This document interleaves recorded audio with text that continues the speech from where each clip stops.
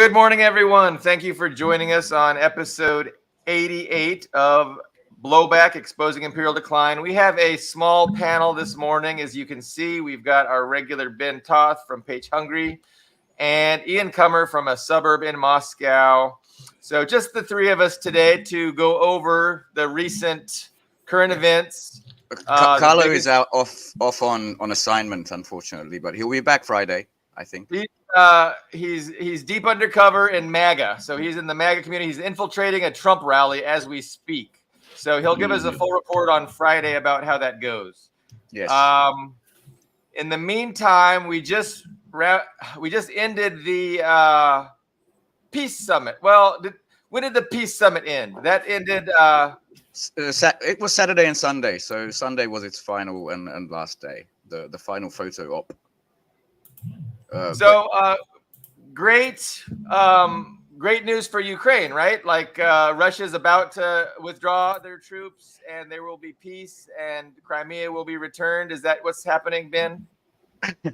I would say it was a huge nothing burger other than, for the credibility of Switzerland and Europe. But when we, sort of last left off on Friday, basically what we did was finish the G7, the Great Seven. And all I can think of looking at these fools with the negative ratings is, would you trust them?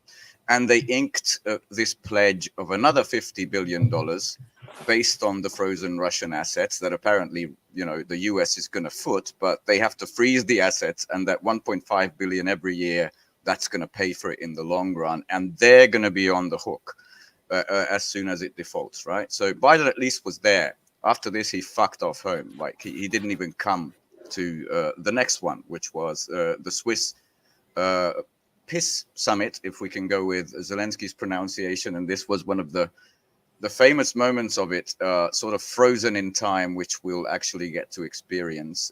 I want to get into the detail of the actual, what was signed, what was done here.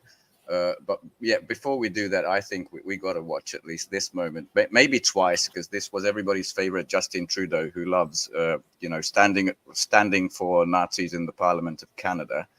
And he had, I wish we could focus or zoom on his face, but he had this smirk on his face after he said the OUN thing for the official, the family thing. So let's have a watch with this one. Slava Ukraini! Героям слава! Slava Ukraini! Героям слава! And then he does this, wasn't I the cool boy?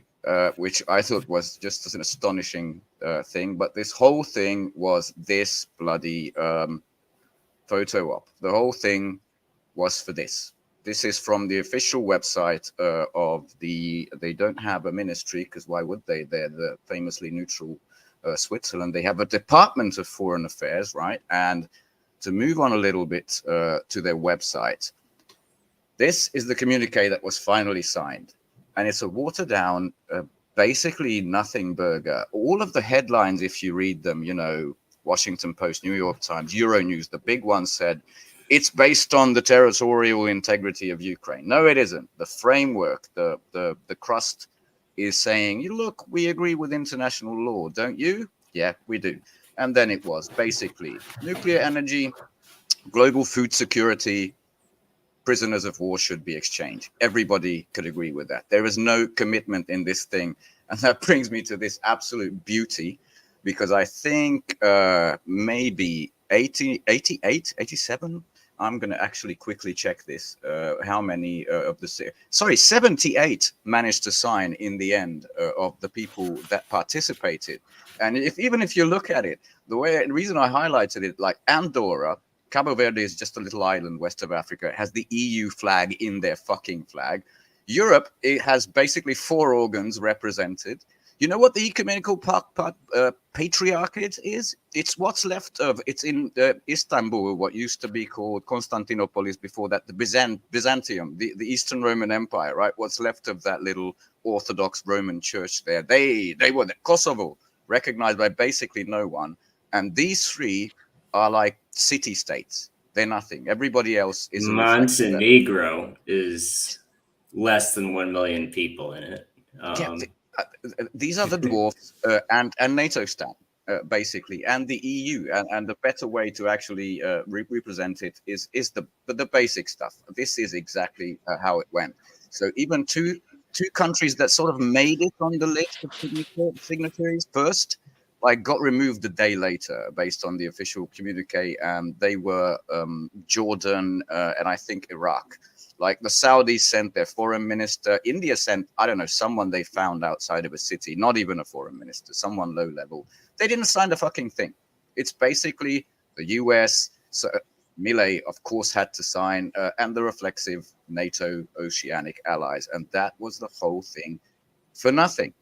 For nothing. I think the credibility is, and of course, Swiss neutrality is gone, because immediately after this finished, even Mr. Kuleba, the tiny faced foreign minister under Zelensky, said, yeah, well, we need to have a next meeting where, you know, Russia needs to be there, and that's the only way forward. It was, in my limited view, an absolute waste of time. And according to the European people, at least in page, but I think all over the continent, didn't take notice. They were paying attention to the football, the European, you know, UEFA league. That's on their mind, which we'll have something to play about later. But what do you guys think about this?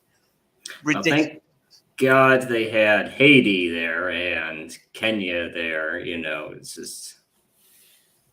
I mean, there are tiny countries in the sphere of influence of the US that have no other choice. I understand that, but at least they didn't commit to anything. But I don't think. What I mean, what was the hope? Like the hope was maybe it would be bigger and China would attend, and it would really mount some pressure on Russia, right? I mean, that was the hope, that it would be a larger gathering of more formidable alliance, you know, against Russia, that's going to put pressure on them to make concessions. So they essentially convene for 5 months, and they're going to come back in 5 months and maybe invite Russia. And they're hoping over the next 5 months, they're going to find ways to, again, you know, put pressure on Russia and have the leverage for new discussions in 5 months' time. I mean, is that the basic strategy? They want it to be in Saudi Arabia, but the relation between MBS and Zelensky, I think, is worse than non-existent. So I don't think he's ever going to host one of these ever again. But that's the plan. But if you look at the actual insanity, that's why we called it a therapy session that came out of this. It was a free-for-all for the barking chihuahuas, you know, the little idiots. For me, it was Polish President Duda, who says there's, I don't know how many, 200 ethnic states locked within the prison of nations, Russia, and we should divide. They're still doing this fucking line. Kaya Kallas, you know, these people, even Meloni, but I think it was mistranslated, said that Russia needs to accept these peace terms, otherwise it will be forced. And the thing was, it was a Ukrainian translation, and the original English was, you know, if we didn't support Ukraine, we couldn't talk about a peace plan now. That was what she originally said. So Ukraine did its best to mistranslate and overhype this and make it look at as this huge ultimatum, while pretending that the Russian peace offer, which was these 4 oblasts, just leave them, and we can sit down to the table right now, that minute. The fighting will stop. Now that's an ultimatum. The whole thing was pretense, and I think, you know, catastrophic. But yet some of the details coming out, I mean, there was still from NATO and from Kamala, because, you know, Biden didn't go.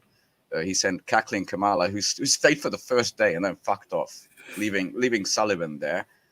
Said, you know, Russia has already lost. I'm sort of paraphrasing, but I did collect the quote. But it was something like,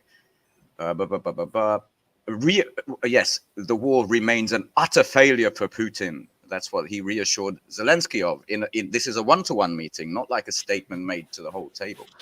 You know, and of course we support Ukraine as long as it takes. And she introduced, like, I don't know how many, like 1.5 billion and another couple of billion of financial aid to Ukraine.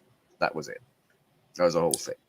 I'd say the big, I mean, you know, Billy Bob's earlier question, what was the point of it? I think it's, I do think the photo op was essentially what it was for, because almost literally, because the more participants you get in a conference like that, the more it has to be watered down. Otherwise, because if there's more stern language in it, a lot of those participants would just say we don't want to be associated with this.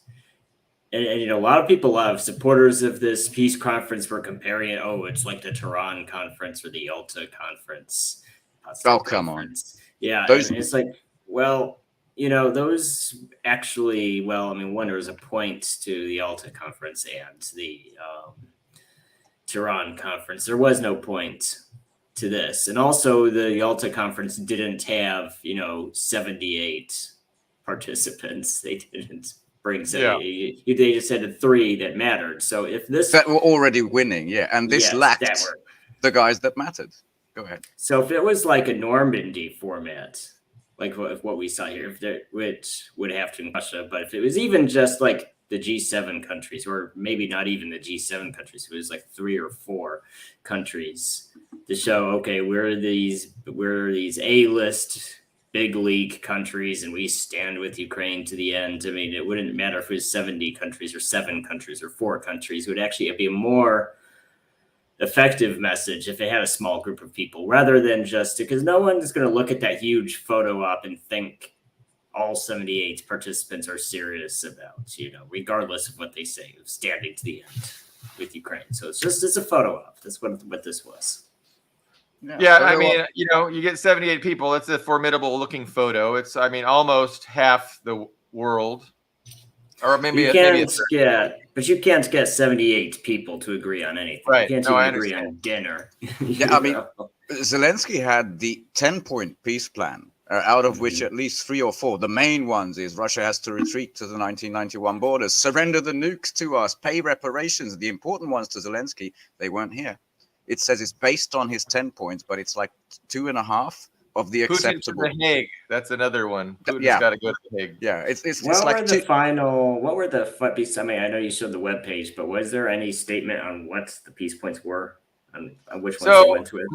I would say Moon of Alabama has a very good article on it. And Moon of Alabama points out that, 2 years ago, the Chinese peace plan was scoffed at by the West for being too vague, right? And Moon of Alabama does a comparison, and he notes that of the 12 points that China advanced, this peace process, went ahead and agreed to 6 of them, and the 6 most vaguest ones that China had advanced. The other 6, this group doesn't include, but they included 6 of the most vaguest points that China had advanced 2 years ago, and when China did that, they were accused of being way too vague. But anyway, I encourage people to read that Moon of Alabama article. Yeah, and now they're accused both by the US and by Zelensky and his clique of undermining this thing and counter-organizing, like with trying to get people not to appear here and this sort of stuff. I mean, the belligerence against China since the G7 has got like ridiculous. It's up 2 notches. We anytime we say G7, we need to just normalize it's the genocide 7. Yeah, let's just not say G. Let's say genocide 7. We need to normalize that, like we would say Alinsky. We need to say genocide 7. But I'll do that. You guys don't have to. I call them the C7, the collapsing 7. But it was also an opportunity for the finest of pit bulls or little dogs that NATO has on a leash to just vent whatever they really think. This is apparently likely to be the next NATO General Secretary after Stoltenberg. I would keep Stoltenberg because that babbling, fucking, pissing idiot is like the best news for international optics for NATO. It's just a crumbling thing. But this is what he had to say when he received word of Putin's offer. And the fact that Putin yesterday came out with this silly peace proposal shows you that he is clearly panicking. So that's good news. And he walks off. The fact that Putin yesterday came out... Mic drop, bitches. This is my moment. These people, all of them, including the C7, G7, Genocide 7, Collapsing 7, whatever you call them, they're so ridiculous to me. They remind me of... the cool kids in high school that never matured and they still think reality works like high school. I mean, that's just my take. There's something to that. With the gossip. Okay, so like the gossip, like the spreading rumors. So that's been a big story lately. Like China has denounced They're, spreading of rumors, and that's just what they do. And it's just so typical high school. It's like slandering, talking shit, spreading lies to people. It's like, how is that helpful in, progressing humanity in a positive direction? It's like, they're still in high school. They haven't learned how to adult and how to, really work to improve things, not just for your own little wealthy elite class, but for all of humanity. I mean, deal with the problems that exist. Go ahead, Ben. I mean, they've been trying to murder Russia for 2 years. That is over 2 years. That is the truth of it. And China has just been looking on, and they made the best fucking decision ever, just to continue to cooperate and not take part in this charade. So their latest response is, we're going to sanction any financial institution, as in bank, that deals with Russia, and it's basically a sanction on everything China through Russia. That's what the G7 did, not the peace summit. And it's just, on the same weekend, there was this scoop or leak from, I think, the Financial Times, that Xi Jinping told Ursula, like last August, when she was in Beijing, that, the US wants us to attack Taiwan. They're goading us, but we're not going to fall into their silly, stupid little traps. We don't. So that's two different important discussions. Do we want to have either one? I mean, that was China. Sorry, I wanted to round it up with the Russia front, but okay. If you want to talk China. You can segue it too. Yeah. The first story is really important, and we shouldn't just gloss over it. But essentially, there's a new set of sanctions on Russia, and through those sanctions, I don't know who was doing this analysis. It might have been Alexander. I think it was the Duran. The Duran had some actually pretty good analysis, and it sucks because the Duran will have commercials every 15 minutes or every 15 seconds. But God bless them. They got to earn a living, so we can't. You don't have ad block? Holy shit! No, I don't. I am not tech savvy, so maybe that's something I should look into. But so they really did break this down very well, and so it's two purposes. These new sanctions against Russia are two purposes. Number one, it kind of it's a way to Trump-proof the war against China. So it takes the power out of the president, puts it in the hands of the chairman of the Federal Reserve, I believe, and it allows them to, make decisions on sanctioning individual banks in China for, if they continue to do transactions with Russia. So ostensibly on their face, they're aimed at Russia, but the actual end result is that it allows the deep state, as opposed to the president, the permanent state, to make these decisions and attack individual Chinese banks as they want, without any kind of presidential oversight or review. So again, I'm not doing nearly as good of a job of explaining that as the Duran did. I think the Alexanders did a good job of that. So that was from yesterday, if you want to check that out. But I saw today's video of Sean Fu, Asian man who knows economics. He's an excellent little channel, who also just dissected what exactly this means. If you buy coal, if you buy uranium, both ends of that, there's a bank. And according to this new sweeping treasury, he went into the source material on the Treasury's U.S. Treasury's website. Like, anybody can be subject to sanctions. So they're absolutely going out the way in the threats. By the way, the threat notch in NATO, Stoltenberg was in Washington talking to Joe Biden, apparently. I don't know. Maybe it's a deep fake. According to Karen Jean-Pierre, everything's a deep fake now about Biden. But, he said that... we are in danger, not just from Russia, but from China. It's gone to the threat. It's not just maybe an adversarial, not so good, but this has to stop. They're a threat, and we're increasing the readiness and the number of US nukes in Europe to counter Russia and China. They clipped it together, as in Stoltenberg and NATO did. That's how it's gone up. I want to add one more, Ian, I want to get your thoughts on this, because I love the hubris of if you're ever out somewhere, and I don't know if you get this, we get this in Hungary, the guy who's a beggar but he's also aggressive. Can you give me a fiver or something? Why not, you fucking bastard? I would, that kind of attitude. And Yellen, I think she's been 3 times in China, twice this year, and I think 3 times last year. And this was what she had to say. This we kind of missed. This was, I think, the beginning of the month, July 10 is not. It's a week ago. It's a week old, right? And No, that was July. We're still in June. Sorry, when the fuck was this?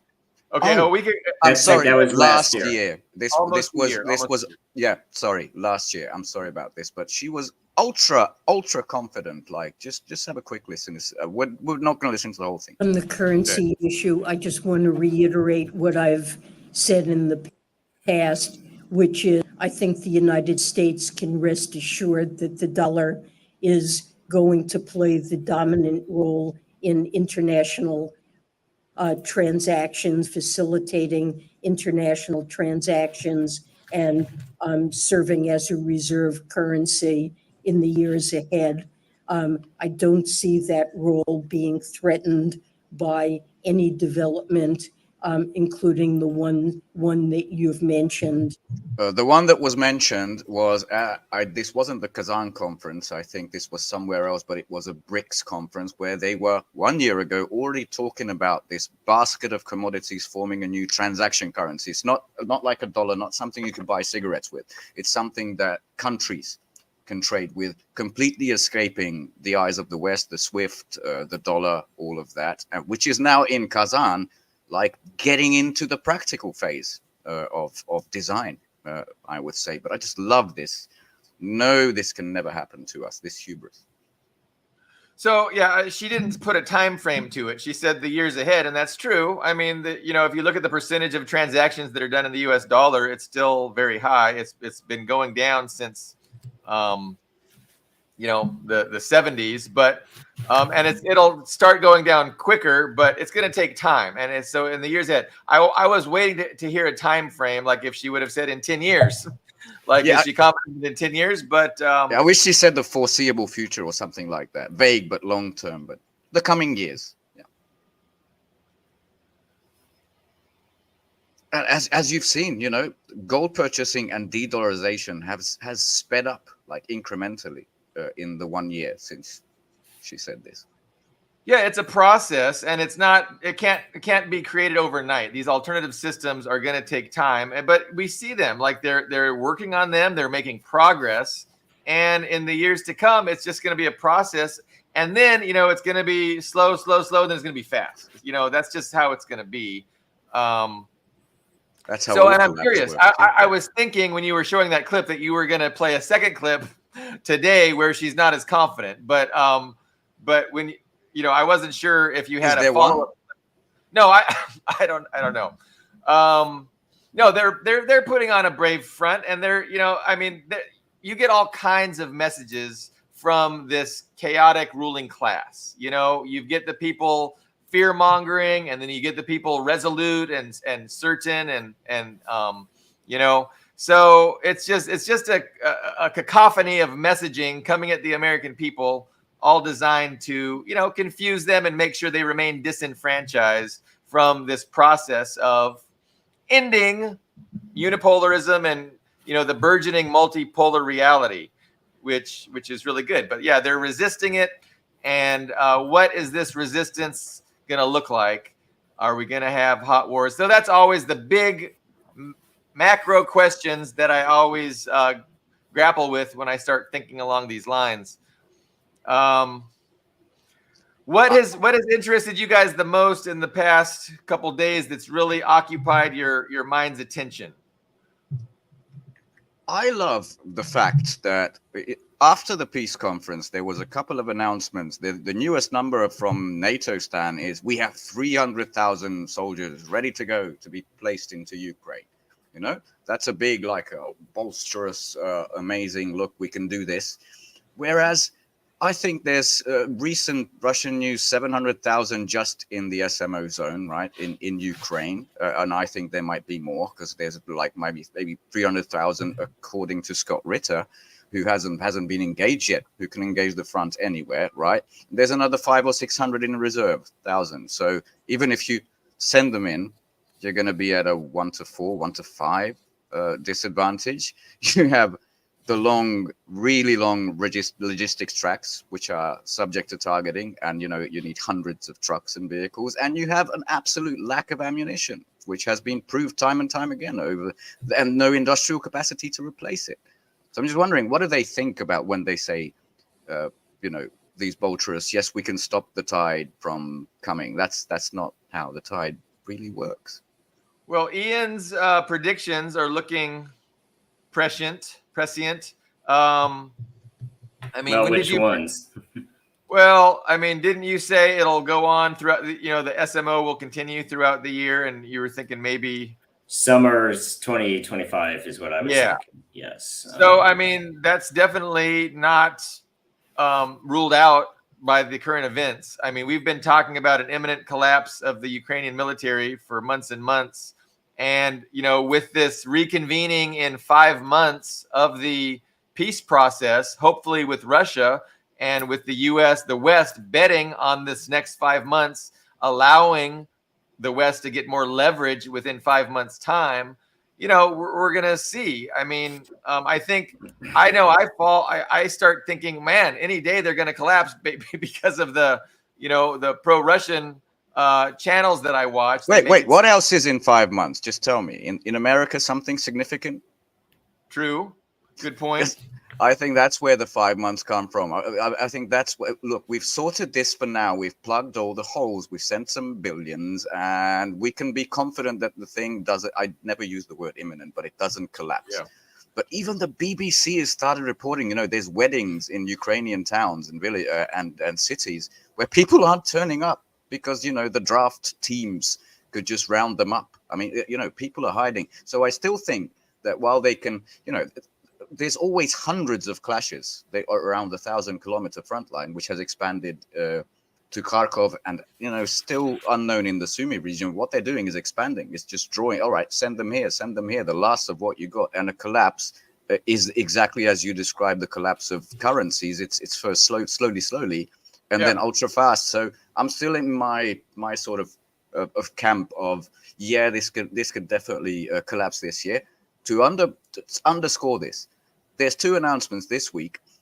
Putin, who should have been scared of these 300,000 soldiers and, the peace declaration, he went to the Sakha Republic, right? Eastern Russia, also known as Yakutia, the Diamond District. Before, I think he already landed in Pyongyang, and it's all dressed up with Putin portraits, Russian flags, beautiful. And he wouldn't have been very confident to do. He hasn't been there since 24 years, right? He's going to Pyongyang. Next stop, Vietnam, right? He sent that the Admiral Gorshkov and the latest the Kazan, the latest generation submarine, nuclear sub, down to near Florida, right down to Cuba, where they've just ended their little tour.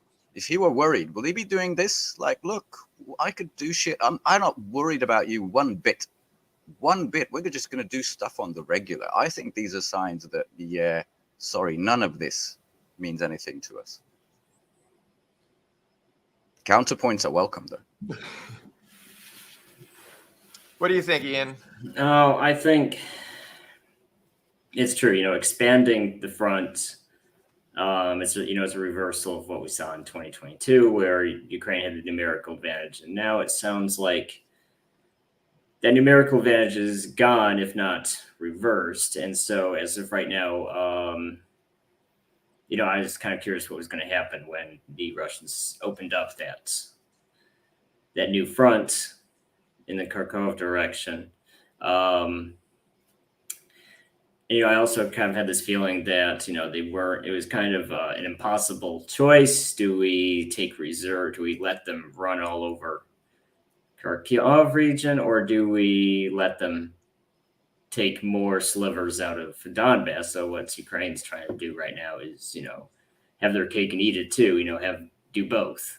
Plug a million holes. Yes, plug a million holes. And the problem is that he tries to defend everything, defends nothing. So I think I don't know if you're going to see. I don't think we're going to see a sudden collapse soon because there doesn't seem to be much in the way of desertions or surrenders, because that's typically what happens right before a collapse. You know, it's still people being killed where they stand. You know, it's which is terrible, but it's not. I don't see an army that looks like it's about to collapse either. So I think they can drag on as long as they continue getting replacements. Now the bigger issue is how bad is the manpower shortage? You know. That's why I mentioned, because we've all seen the videos. They're proliferating now in Lvov and Kiev, you know, previously untouched areas where you're not supposed to be hunting. But the main thing was, this was the BBC, you know, not some sort of Russian propaganda. It wasn't from, you know, I don't know, Redovka or something. The BBC is admitting, "Ooh, there's real issues here, and people are afraid and want to run." But the problem is that we can say there are issues without saying that it means a sudden collapse either. I mean, it's, I think, you know, I think Billy Bob's description is right, that it's going to be a slow, gradual contraction, and then there might be that phase where it just there's a complete sudden collapse. But I still think we're still very far away from that. Yeah, I don't get that the West is worried about that happening, and you know, they seem pretty confident that they can forestall it at least until after the election, which is the point. And so that's the question. I mean, can they manage to maintain the status quo through November, and then, you know, and then they're gonna have to make some big decisions, make some big tough decisions. Here's why I think that's wrong. The Italians announced that they might send ATACMS, you know, long-range missiles, which they never announced before. They're continuously, although it's been half a year, talking about the F-16s, and now NATO said we have these 300,000 troops. I think these are the signs of shit, we're running out of meat, and panic. And if you add to this the numbers that were circulated initially, you know, when Zaluzhny was there, who got the gift gun, the previous defense minister or commander-in-chief or something in Ukraine, he was talking, when the mobilization passed, we're going to get 500 million, 500,000 soldiers. Now, anybody in the Verkhovna Rada is talking about 100,000 tops. Yes. 4/5 they're no longer talking about. So I don't know how many active people are there. I think that might be a state secret. There might be analysts having a guess. There's 300,000, 400,000 active Ukrainian soldiers, you know, who haven't seen rest, haven't been rotated out. I don't know how many, but I do see the signs of panic. I don't see them as relaxed as they want to be. By the way, that was the Finnish Mr. Alexander Stubb, fuckhead, at the Peace Summit, who said, well, you're in a much better negotiating position than you were 3 weeks ago. And that's because he reads places like the Washington Post, where they said there was this big Kharkov offensive and it ground to a halt. It wasn't an offensive. It wasn't something to capture a city, because he still doesn't get this. It was there, as Ian said, to create more holes for Ukraine to pick. And they had to. They had to transfer a lot of the stuff there. And Russia can easily, comfortably keep doing that as long as they wish. I mean, I'm not saying they're speeding up. I'm not saying there's a timeline that the Russians have. But I'm saying I do see signs of it's getting critical. Yes, and the issue is that, you know, you listen to statements like the one you just quoted, that, you know, oh, you know, they have a better position of strength to negotiate from now, when in reality it's just getting worse the longer. I mean, they're optimal, and I've said this repeatedly, their best window for negotiating was, you know, that March to September, you know, Over after the referendum happened. After that referendum, it was the four territories were set in stone as lost, because up to that point, Ukraine didn't have to lose anything. They didn't really even have to lose Luhansk, which is kind of amazing. Even after the Russian intervention started, Donbass, Donetsk, and Luhansk were still not on the table to be completely lost. They just had to be granted autonomy. Now they are lost. All 4 territories are lost. They're Russia now. Yes, and you know, a lot of it, and you know, the thing about military stockpiles is it's always advertised, oh, it's stuff we were going to have to throw away anyway, which is not true at all, because stockpiles, especially ammunition stockpiles, don't have a shelf life.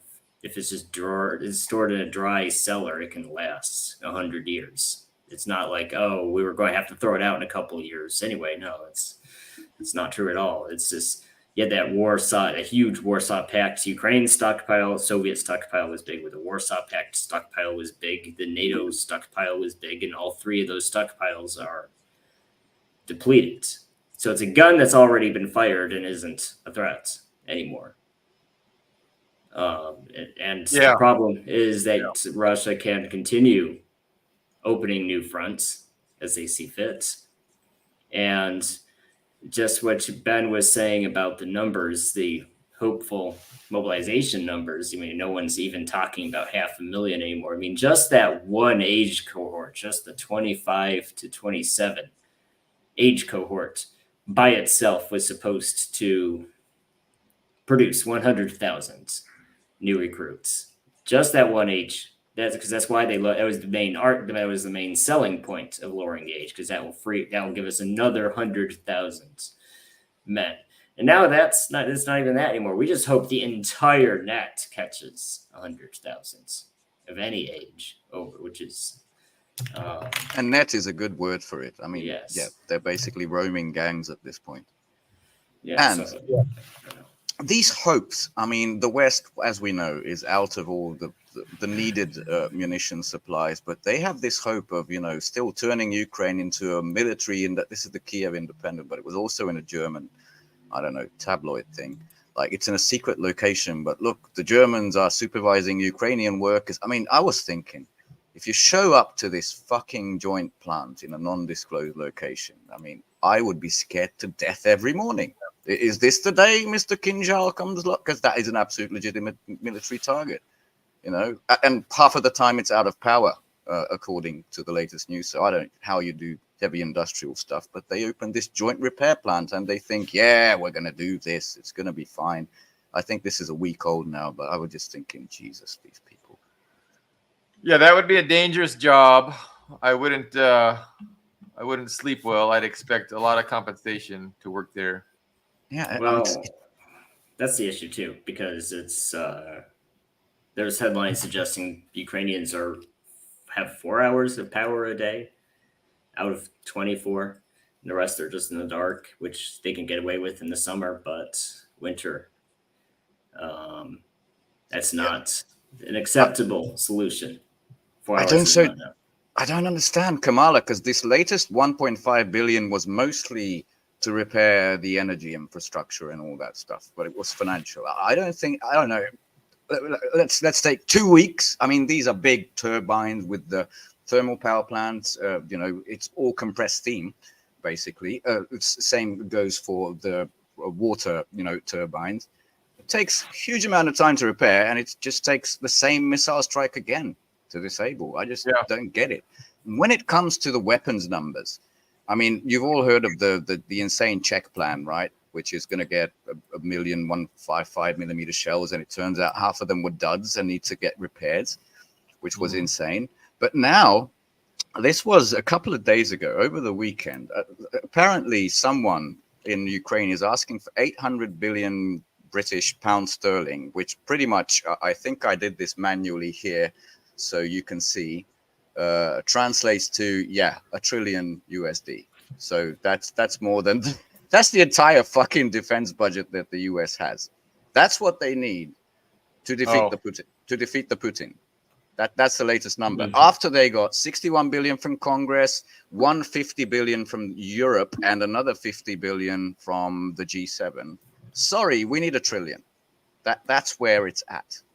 I just thought that's insane. Because money's magic, and with enough money, you can just do anything. Because money is just, I don't understand what they think $1 trillion is going to do if there's no capacity. I mean, I guess they can build the capacity from scratch, build an industrial base, build a military industrial complex actually interested in winning a war instead of just making profits. But that's not going to happen. Even if you give them $1 trillion, that's not going to happen.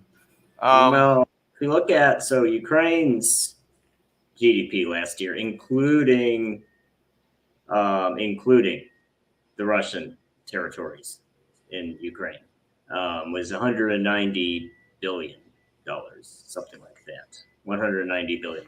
And the U.S. aid by itself up to this date is something like, officially, it's probably more than that because they won't allow Major Green to have an audit, but officially it's $175 billion in aid from the USA alone. And the European aid is about the same, I think, or also around 175 billion. So that's more than double Ukraine's entire GDP. In over 2 years, not all in 12 months, but still, it's basically 100% of Ukraine's GDP every year is their war budget. Plus, I haven't read this one, but I just found it from Sarah at DD Geopolitics, who I love. She's fantastic.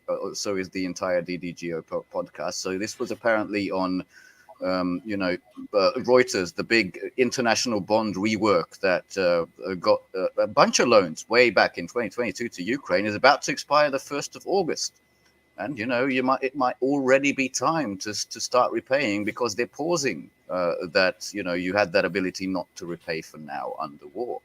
So even the main, the financiers are saying, well, time might have come for us to pull the plug. At least there's some voices going in that direction while they're saying we need $1 trillion.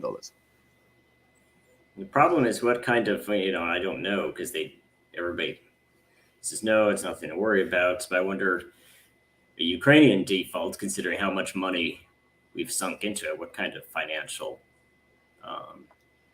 consequences there will be if Ukraine defaults? Is there that could have any kind of domino effect?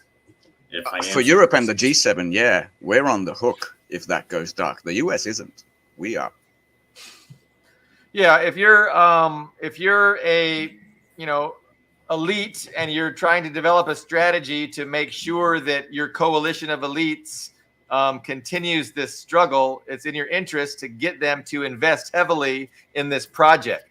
Because once you get all the elites investing heavily in a project, it makes it very hard for them to just pull out and take their losses. And so that's why, the U.S. got into World War I and, World War II, I was going to say, but then there was also the Japanese invasion. But it's unsustainable. I mean, just pouring money is unsustainable. So it seems that the obvious result will be an escalation where the individual, nations of Western Europe are going to mobilize on a war footing, and they're going to, start ramping up for an actual hot war like we've experienced in World War I and World War II.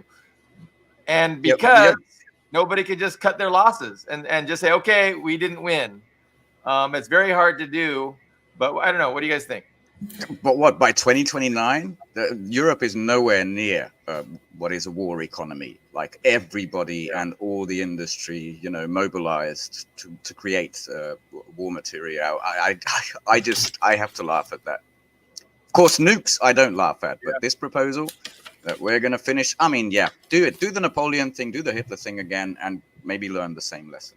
What about this draft resolution that made it automatic for is it selective service? Is that what it's called? Yes, the selective service. Automatic registration once you hit 18 for everyone, or is it just males? It's just males because up to this point you're supposed between the ages of 18 and 26, you're supposed to register yourself.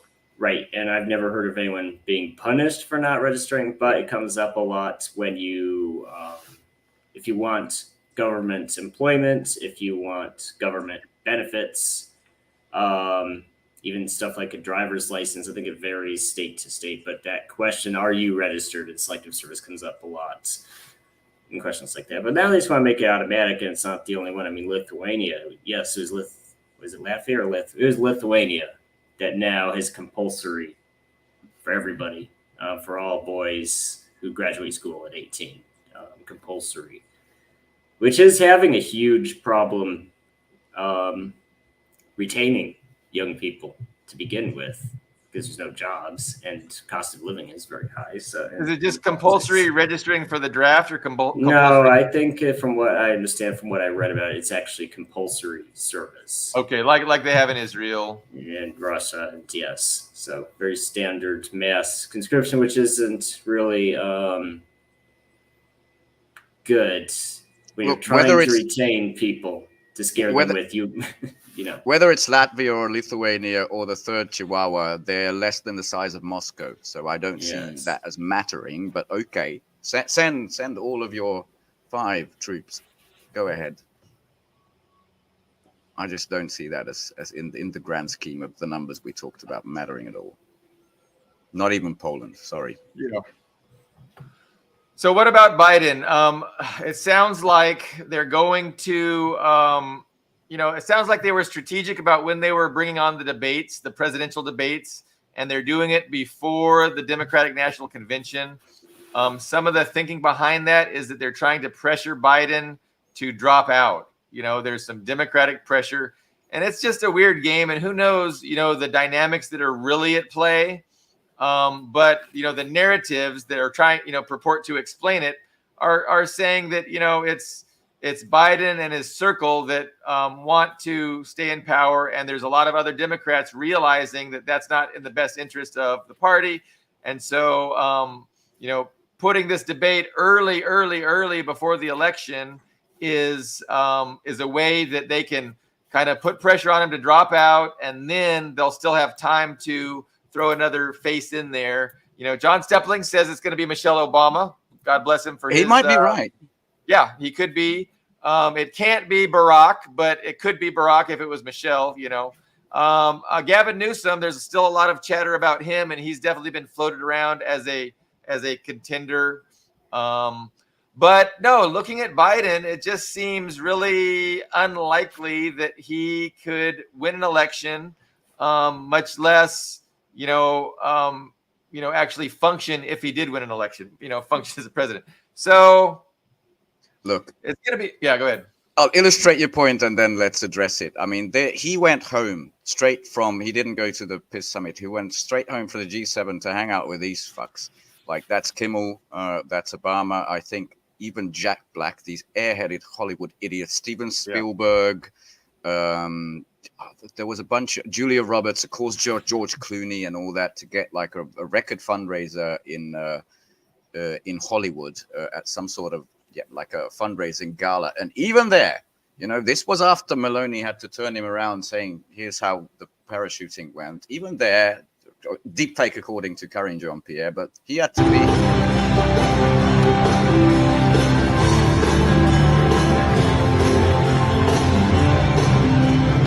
This way. All right. Don't shake yourself. Yeah. He really needs a cane. And a wheelchair. I mean, off we go off stage. Doesn't seem that steady. Yeah. I'll add a wrinkle. I'll see if I can find it, but I know it came out today. It was the Daily Mail, so I didn't read it. But there was an article about Pelosi, Obama, and Clinton planning on when and how to replace Biden. I'll see if I can find it while you discuss it. But apparently there might be some merit to that plan. But the Daily Mail, I'm not sure I'm going to go trust it. Yeah, Clinton seems like a real long shot. I don't think this. I mean, conservatives love the Michelle Obama theory. I don't see any. I don't see any evidence that that even Michelle Obama herself is interested. Yeah, that's the thing. Back into the White House. She doesn't seem like she wants to put herself through that. It would be. I mean, crazy. Clinton, Hillary was. It was very obvious she felt it was her turn to be president. Even when Obama was still president, she was acting like the president. It was very clear. It was not a surprise when she decided to run, but with Michelle, I don't see build up to that. And I think the plan, I mean, there might be some faction of the Democratic Party that's unhappy, and rightly so, but I think the majority have rallied around what they see as the lesser of two evils. We have to stop Orange Hitler from getting back into the White House, so we have to vote for the zombie. And that's just what they're planning to do. Yeah, I'm not So- sure this is worth reading even. I found it, but Is that your prediction then, Ian, that it's going to be Biden-Trump in the 2020 That's what election? I think, because Okay. we're really late game too. Yeah. We'll see. I mean, things can happen. Like Biden could die, or he could have a stroke. I mean, things can happen that would, and he's just it's so likely that something like that could happen. Just looking at him, it seems like, it's at least 50-50 that he's not even going to make it till November. But again, I thought the last thing 4 years, I thought the same thing 4 years ago, and I was totally wrong.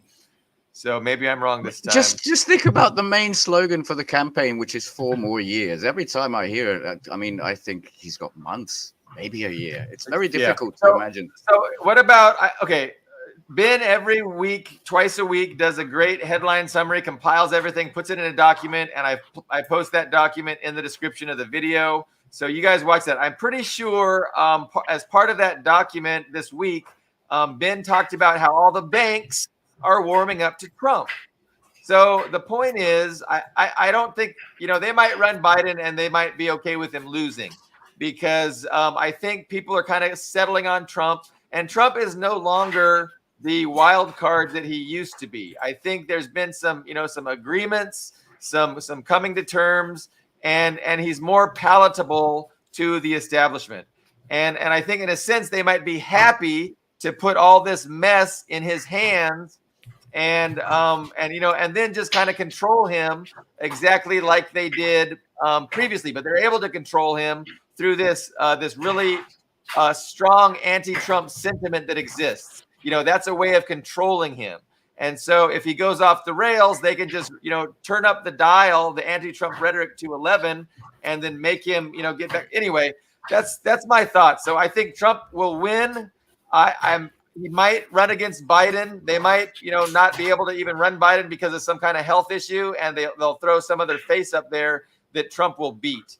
But I mean, Trump looks like he's a pretty strong candidate right now. The banks, again, are warming up to him. There's some articles on that we linked to in the description. Or at least you could. Well, the billionaire, the leaders, the CEOs, definitely, they're rallying around Trump again. Yeah. And the big banks, the financial institutions, they're trying to put in their people, right? They're trying to like Obama's cabinet, was decided upon by a Citibank executive. He literally picked Obama's entire cabinet, and so they're trying to do the same thing. They're trying to surround him so they can maximize their influence. And I don't have any faith in Trump, not to sell out even more than he did his first 4 years. He's going to sell out even more. Yeah, I thought we learned our lesson with Trump. Yeah, the way the Wall Street Journal, out of all places, said that these people, Jamie Dimon, or like all the major bank CEOs, want a seat at the table. That was the phrase the Wall Street Journal used. So yeah, they're flocking to the winner. I don't see a way of. I mean, you mentioned that the whole thing about what was it, the China sanctions, was Trump proofing the China war, and I think 15 or 14 European nations as well as the US have signed these 10-year bilateral agreements with Ukraine, security agreements that don't really guarantee security. But most of them in the headlines were also about Trump proofing the Ukraine project. So, yeah, there's definitely signs that he's gonna win. He's gonna win at this point, even with a highly controlled debate where the microphones are muted and you got 10 seconds to reply. I think it's going to be very controlled. I read somewhere, but I'm not going to watch it. Yeah, I mean, it'll draw eyeballs just because everybody's going to want to see what kind of zombie behavior Biden engages in. But Christy here asked the question, does it really matter? And of course, nobody here believes that it really matters. Not really, no. Like, we understand that the term democracy is really best defined as oligarchy. And, we can elect whoever we want, and they're really constrained. And we saw that during Trump's first 4 years. he made overtures. He went to North Korea.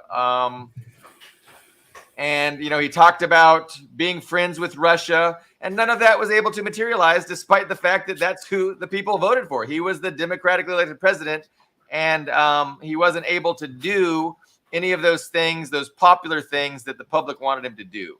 So, and you could say it's because he didn't really want to, fine. Or you can say that it's because he was constrained by the deep state. Either way, the point is it's not a fucking democracy. Yeah. Even if you say he didn't drain the swamp that he should have, via Bolton and Pompeo and these idiots that he appointed, the state goes a lot deeper than these public faces. And he actually wanted to make peace in Korea because he's like that kind of guy who's very egotistical and he wants to. This is my legacy, No fucking way, you're not going to do that. Yeah.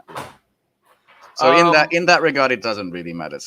For Europe and for NATO, I think it matters a great deal.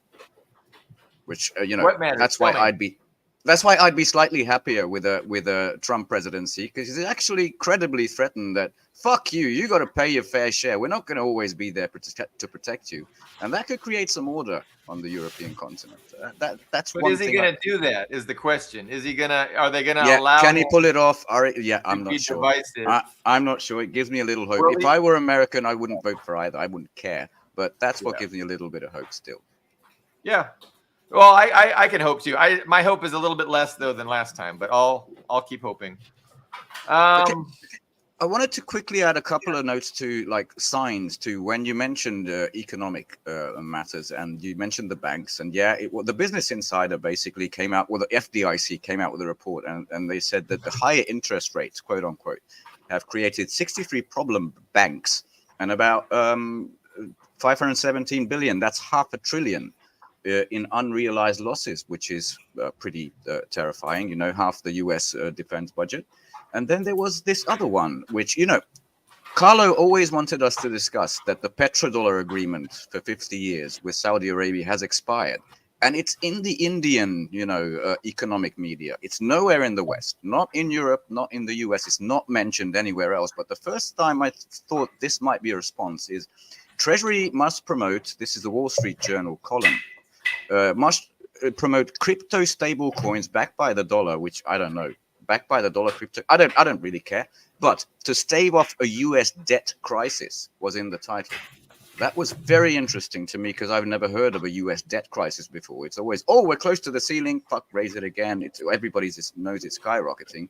But I've never heard the Wall Street Journal talk about a US debt crisis before. And obviously it's multifaceted. China didn't bail them out. They're selling dollars. They're buying gold. There's this to consider, which just came out, I think, a week ago, the latest IMF data on what the Houthis are capable of doing with Western shipping lanes. Nothing happened to the Eisenhower aircraft carrier, and yet there was still another noticeable mid-June drop in the Suez Canal traffic. I mean, it's just made that lane unworkable, untraversable. That's what the Yemeni armed forces without a navy have been able to do. I mean, it's on all fronts. There's always an economic aspect, including creating these billions for Ukraine, sending all those F-15s was the latest batch to Israel. And of course, just imagine 10 times that if there's a China war over Taiwan. It's not looking good at all. Just wanted to address the economic side. Yeah. So I in the West, we always hear about the debt crisis, and it's usually Republicans, talking about the debt crisis. And the whole point of that is so they can try tax and cuts, downsize the government and cut spending on Social Security and, cut government spending essentially. And so, and it's always, again, it's that self-serving policies that benefit the billionaires and detriment working class people, poor people that rely on these government services. So the debt crisis thing. But again, we do print our own currency, right? We have our own sovereign currency. And so, if modern monetary theory suggests that as long as you are able to print your own currency, you don't really have to worry about a debt. It's not that big of a deal. But it's a little bit complicated. I don't want to pretend I'm an expert, but I will refer people to Eve Smith. Is it Eve Smith at Naked Capitalism. Yeah, Excellent. she's really good. I mean, Richard Wolff to a point, and the other guy. Who's that other guy that is on? He's on with that guy that stole money from. Other guy.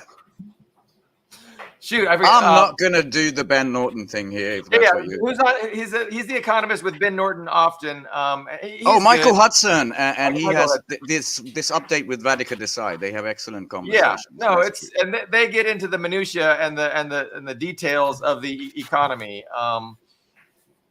Way better than we could do here. So where to go from here?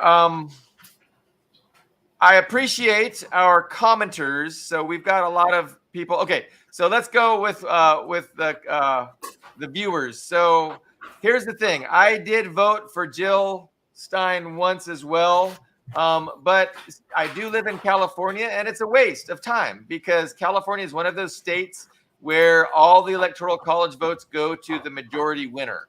And so Jill Stein will never win a majority in California. It's always going to be the Democrats. And so it is pointless. It is literally pointless for me to vote. I mean, I think voting in general is pointless because it's dominated by money. And if we could vote them out of power, they would just outlaw voting. And until they do, that's a signal that your vote doesn't mean anything. But a comment. It really doesn't mean in California. Go ahead. I'm sorry. I know I'm far away in Europe and I just follow the MS media in US, but I didn't even know Jill Stein was still in there. I mean, all of it is about Trump v. Biden, and some mention RFK Jr. Nobody has mentioned black guy, brother, in half a year. Who was that? Sorry. Oh, yeah, Cornel West. Cornel West, I haven't seen mentioned, and Jill Stein, I haven't seen mentioned anywhere. I wasn't aware. Yeah, and that's the thing. It's a two-party system, and you can do a protest vote, a worthless protest vote, and it's fine if you want to do that. But RFK really screwed himself when he went all pro-Israel. I mean, he thought he was making himself viable, but I don't think that's true at all. No, our system is just so entirely rigged from start to finish. In a million ways. I mean, not just with money, not with just with the gerrymandering of districts, but actually at the point of voting. Like I really believe they can just change the vote counts if they want to suit themselves. And anyway, maybe I'm a conspiracy theorist in that way, but it's just rigged from top to bottom. What about Trump's VP? I think that'll be interesting to see his pick. And my bet is he's going to pick somebody really, really awful. Like Little Marco? Yeah, like that. Like Little Marco. I'm thinking more likely it would have been Randhawa, whatever, Nimrata Randhawa, who is also known as Nikki Haley. Oh, yes. It might be her, which is just awful. Like it's just telling people that know anything, don't vote for me. I've totally sold out. Now, a lot of people don't know anything, and they're not going to be that upset if with a VP pick like that. But it'll be interesting to find out. And does anybody know the time frame when we're going to know who is it going to be the Democratic convention or the Republican convention? It's got to be before that. I wish I did. I don't. Yeah. But I'm also wondering, do you guys, to any extent, follow the British elections set for Independence Day US, the 4th of July? That reminds me of a comment that I saw earlier. Yeah, that's why I wanted to go back. I wonder if Landback. Oh, you clicked it too. If Landback is in Britain, Landline, sorry about that, is in Britain because, Farage is the king of the UK. He's the disruptor. He's always been a disruptor, but don't tell me you trust this guy on everything he says. I mean, of course, people are saying that Labour is going to get a landslide victory. That's false.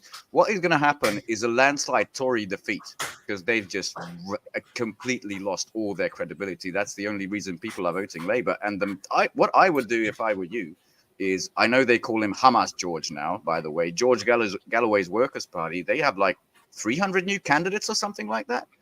They're really in this race. I mean, Farage is there to dilute both of them, but both of the big parties. But I mean, it's the same as in the US. I'm not sure. It especially doesn't matter if it's Reform, Labour, or Tory. I don't think there's a real substantive difference between, other than surface level between these three. I'm open to criticisms there, but George Galloway, I would see as an actual, Yeah. someone who can change things up.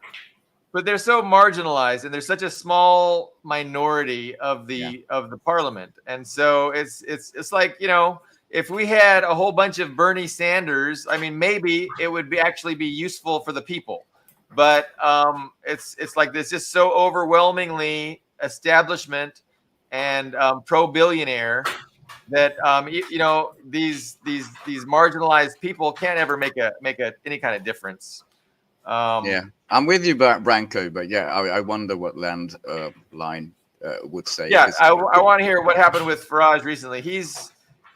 Do you know how panicked the Tories, Rishi leading them, are? They're bringing out Boris Johnson just to try to quell the Farage effect. Boris, imagine that. After everything, all the scandals. I'm sure Boris doesn't mind the spotlight and probably a little bit of a paycheck. Yeah. Didn't he offer? He offered that he'd go on that Tucker Carlson if Carlson gave him $1 million. $1 million, yes. Yeah, he wouldn't mind that, but come on, that's desperate. Yeah, sorry. What else?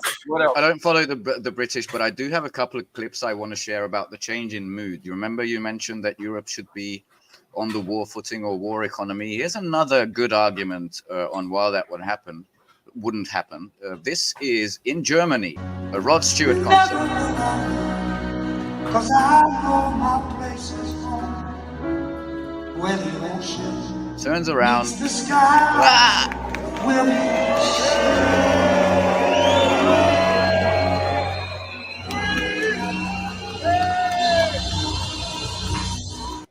Yeah, there were a couple of hays maybe near the microphone, but really you have to say most of them were boos. And the second clip was yesterday, and I'm Hungarian. We're pretty much programmed from birth not to like Romanians, but all of us cheered pretty much when we saw that. By the way, Romania played against Ukraine, right? Mm-hmm. And the result was 3-0, and every headline was Romania beat war-torn Ukraine or something like that. It had that, those poor guys in the headline. And this was how by the way, they had DPR flags because the Russian flag was banned from the event. This is how they cheered on their team who beat their asses to a pulp.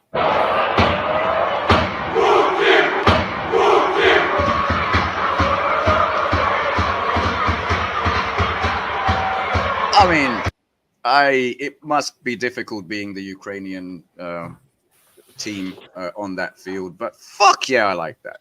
That's how it's trying to get these people to go to war against Russia. I think this is most of Europe by now. No, not going to happen. We'd rather. Yeah, no, that was incredible. So is that some kind of tournament, like a European national tournament that's going on? It's the biggest thing we have, the UFA, the European Cup. A big thing. Everybody's at a projector at a pub Saturday, Sunday night watching these fucking things. And we're in the preliminary stages. We're not in the finals yet. Not in the finals. I think there's weeks to go from this, but the first couple of matches have taken place. Yeah. I know Serbia lost to the UK, and I thought Serbia was chanting the same thing. But yep. But and they had lose.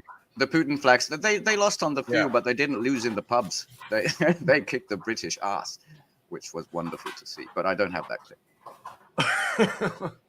The hooligans, the soccer hooligans. Where are they all being played all over Europe, or are they all in the same? All in Germany. This one's in Germany. There's a different host nation every time. This one's in different German cities. The Romanians are coming to Germany, and they're just telling people what they think, which is nice.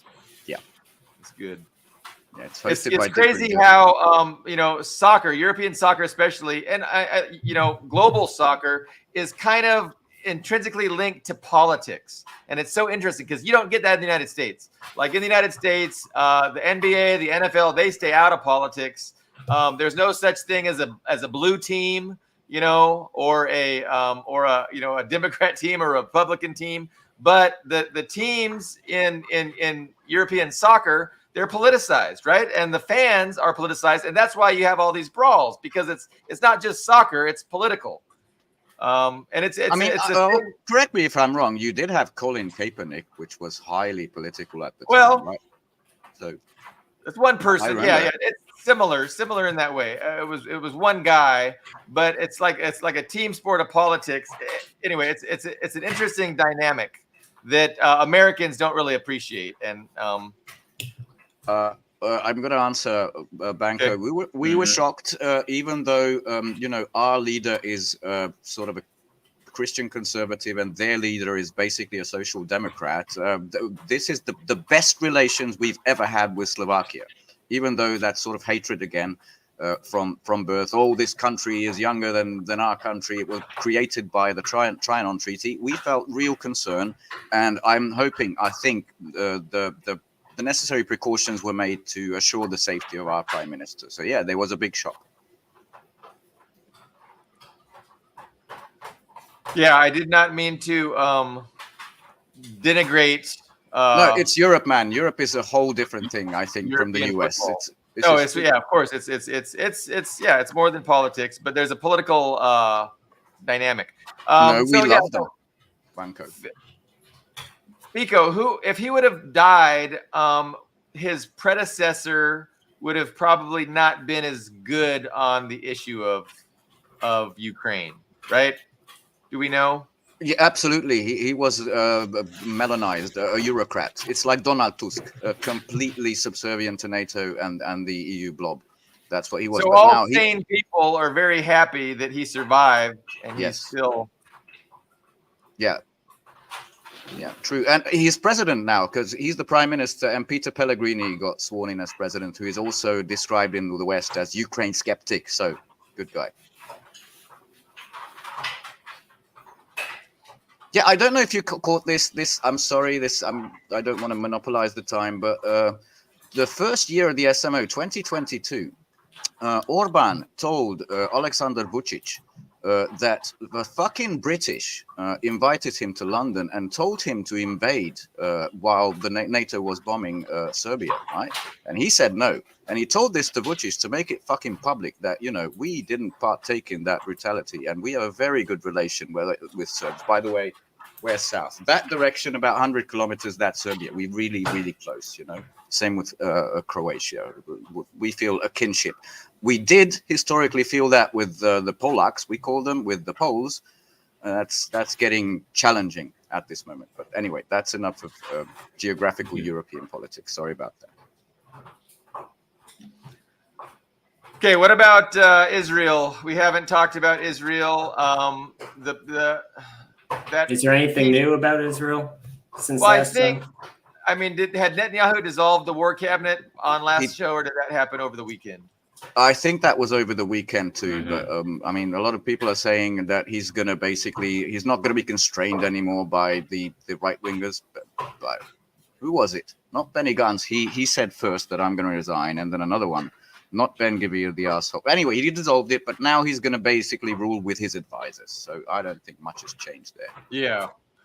What about the Iron Dome? Hezbollah sent a drone, and it was unchallenged by any Iron Dome, suggesting that Hezbollah has taken the Iron Dome down, at least in certain parts of the Israeli border and airspace. That's pretty significant. And didn't you include that in your summary, Ben, or am I getting that from someplace else? I don't remember. That I think was last week, and what's new is Macron did this over a month ago, and Biden and everybody, it seems, is trying to put out that fire before it begins. They're creating this effort between Lebanon and Israel. Please normalize. Please don't let this blow up, because it's been tough. Like North Israel was burning at some point last week.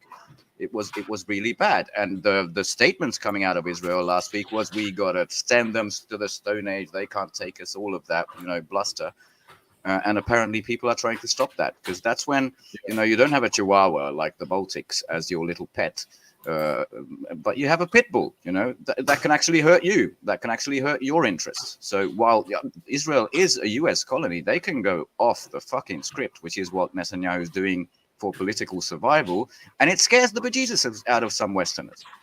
For some reason, France, as well as the US. I don't know what interests France has. I know they have interest in North Africa, but I didn't know the Middle East had any French relations. And of course, Georgia, that's a French project as well. I think Netanyahu is certain that, he'll always get big daddy USA to bail him out if things get going bad. And the US understands this. They understand that, if Israel instigates things and escalates things and they start getting into trouble, that the US will have to bail them out. And the US doesn't want to do that. And so they're just trying to keep that scenario from playing out. Whereas Netanyahu wants that's in his best interest to escalate things.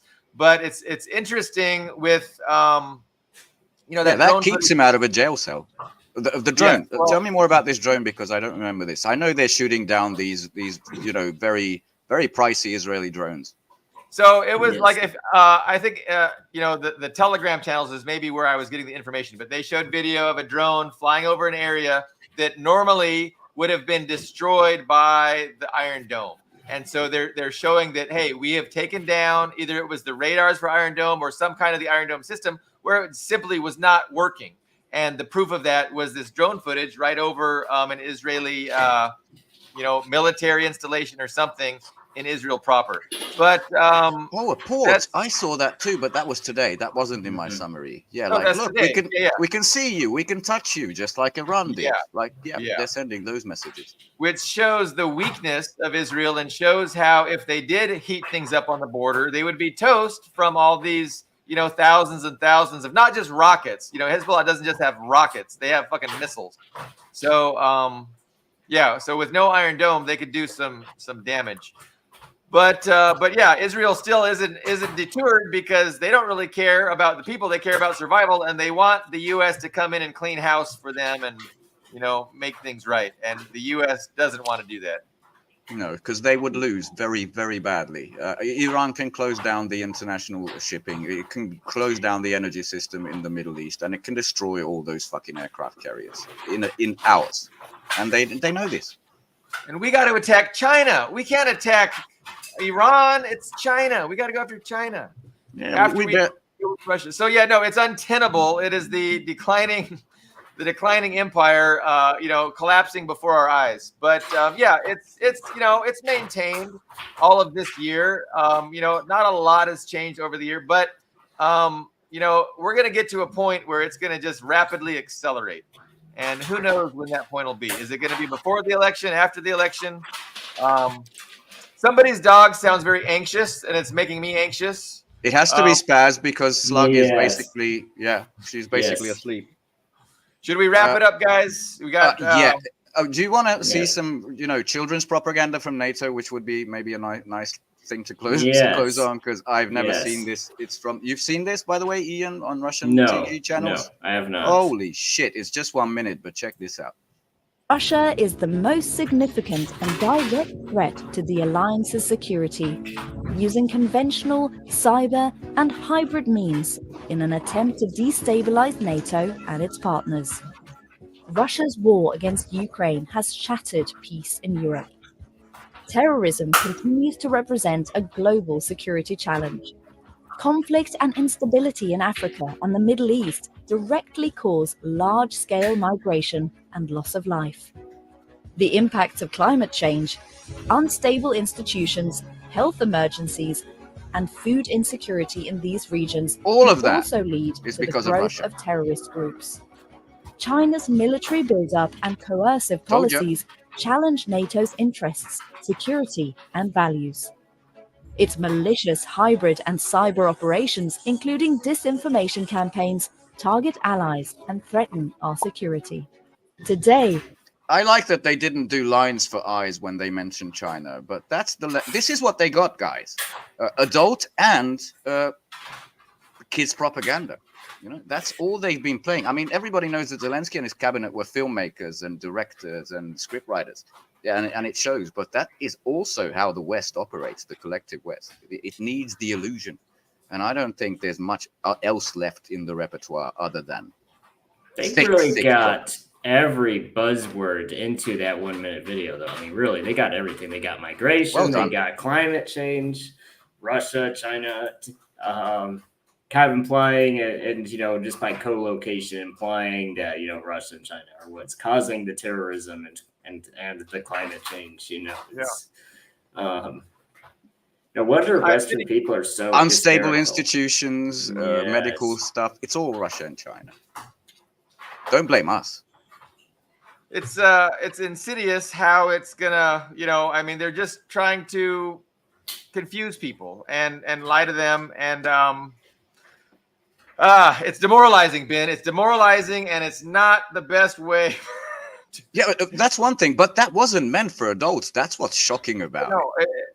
Yeah, that's how they can maintain their rule. I mean, they're a minority of elites, and they can only maintain their rule by confusing the issues and lying to everybody and dividing people and propagandizing children in the hopes that when they grow up, they won't know any better. It is just fucking sick. But yeah, that's what we're up against. What did Christie say? The U.S. will not be the first empire to blunder its way into despot of history because hubris prevented itself from readjusting from. Oh yeah, no, Brian Berletic is great. So that's a great quote. Completely agree with Brian. Yeah, we love on Brian. that point especially. Yeah. Okay, that's a little more positive. So we will reconvene on Friday. Best hopes to Thailand, where I think Brian resides, right? It had issues with Ned and all these NGOs, but apparently they're wanting to join BRICS. They didn't sign this fucking peace declaration. They seem to be pretty strong on the right path, which I hope is great news for Brian and the country. No, Something that's nice good to news. end It's good to hear. I know the last election, it seemed like the Western puppet, won the last election, but that doesn't mean everything because there's a balance of powers, and even if you win an election, you're still constrained, and you can't just totally do what you want. So I'm glad to hear that. Yeah, they did want to join BRICS. Yeah, I feared the worst after that the pro-Western puppet guy won. Okay, guys, we'll see you on Friday. Thank you very much. See you then.